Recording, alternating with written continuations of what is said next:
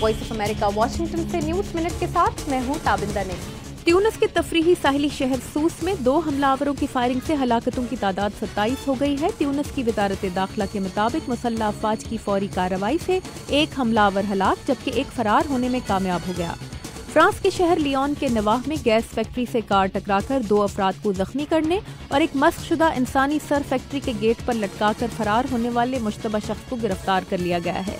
सदर ओलांद ने वाक़े को दहशतगर्दी करार दिया है।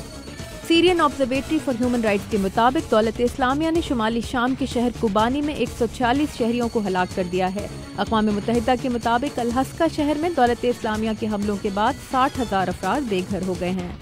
ईरान के एटमी प्रोग्राम पर हतमी समझौते की बातचीत के आखिरी मरहले के लिए अमरीकी और ईरानी हुक्काम ऑस्ट्रिया के शहर वियना रवाना हो चुके हैं। अमरीकी हुक्काम के मुताबिक हतमी समझौते की डेडलाइन 30 जून से आगे बढ़ सकती है।